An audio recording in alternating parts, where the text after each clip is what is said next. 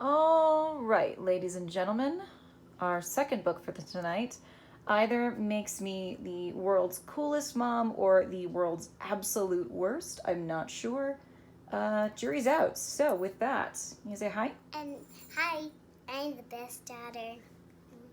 Ish. I don't know. Nora's also the best. So, what do we do? We're both the best. Well, there you go. All right. Are you ready? Okay.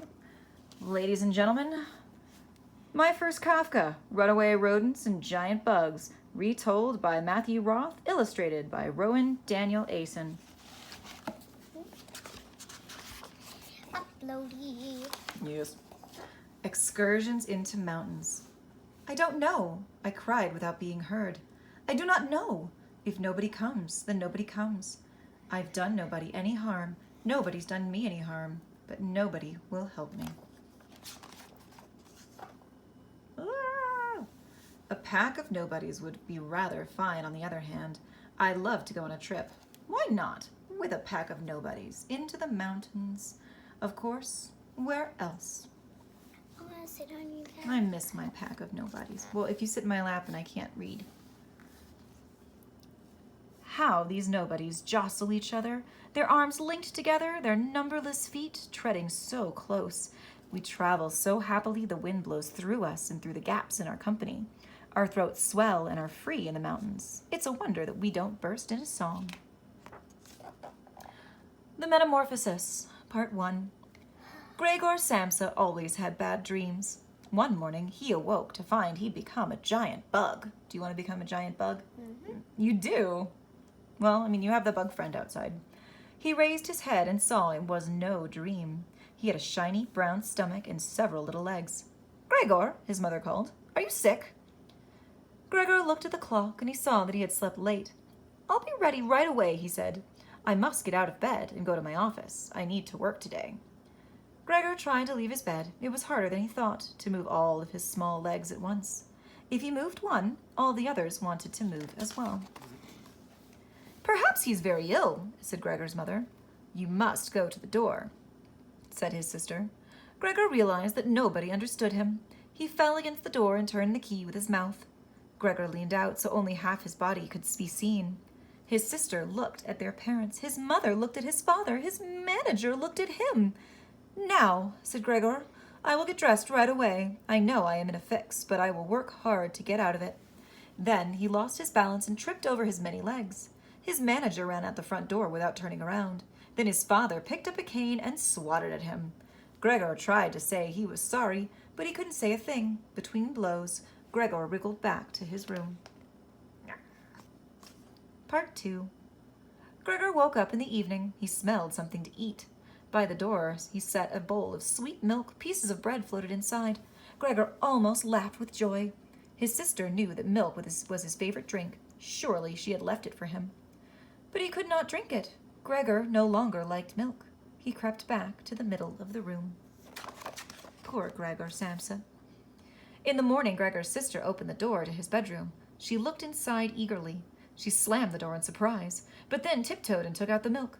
She brought him fresh vegetables, rotten vegetables, bones from the meals last night, some moldy cheese, a slice of dry bread, and a slice of bread and butter. She left very quickly. Gregor's small legs buzzed. The time for eating had come.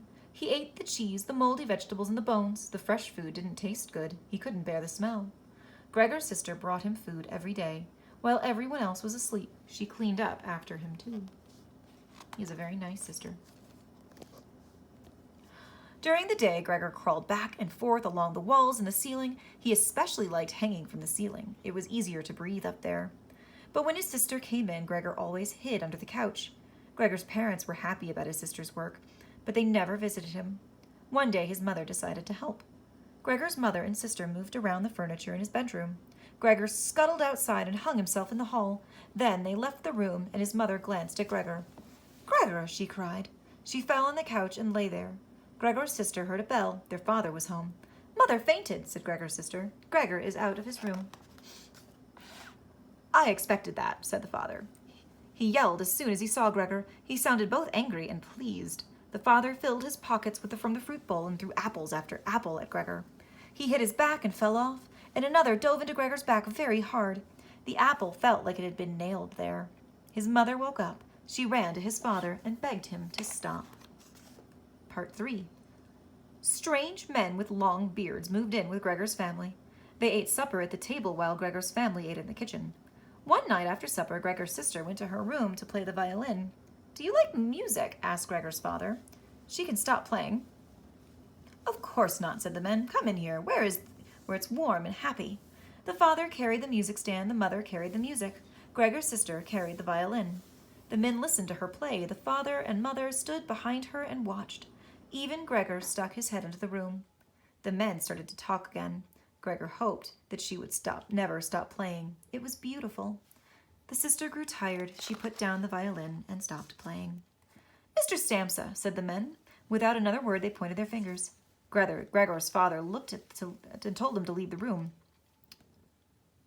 "Most certainly," said the bearded men. "We are moving out." Gregor lay still. He was very hungry. "If only he understood us," said the father. "If only he understood us," said his mother. "He's starting up again," said the sister. But Gregor wasn't starting up again. He was only trying to turn around to go back to his room. Inside the bedroom, Gregor felt he could no longer move at all. It was a nice feeling. He thought of his family and felt happy. His head sunk down and he watched the dawn. Little tiny Gregor bug. Little tiny kitty. He's got a hat just like you. Is that Gregor? No.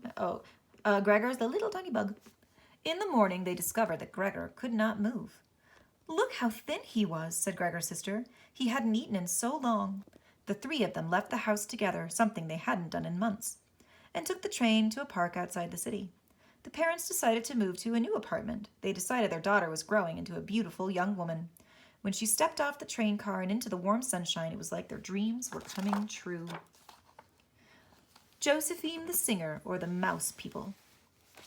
No, don't put your feet in my face, you giant weirdo. I don't want your feet in my face.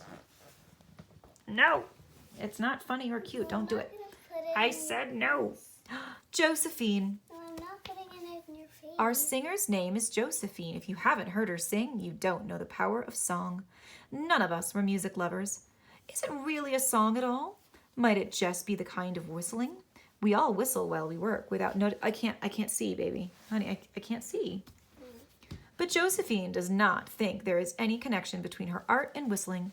To her, it is special. She stands there and throws her head back, her mouth half open, looking upward. She does this anywhere she is going to sing. The news spreads fast. Hundreds of us coming and running. Us. Our life is hard. We work all day. We worry. Every day brings new surprises and terrors. We listen to Josephine even in emergencies. We are happy to come and just as happy to leave when she is done. She sings best during the most dangerous times, when it is hardest for us all to come and watch her. She stands there and waits for us to show up. Safe. We protect Josephine from the outside world, but Josephine thinks that she protects us from the world with her singing. Why else do we all come to hear her, even in moments of danger? Perhaps our enemies can hear her singing. But we still come to watch her. Her singing does not save us. It does not give us strength, but we like to come together to huddle close and listen to Josephine. Gone. The other day, Josephine hurt her foot at work. It was hard for her to stand up to sing. She can only sing when she stands up. She said that she was tired.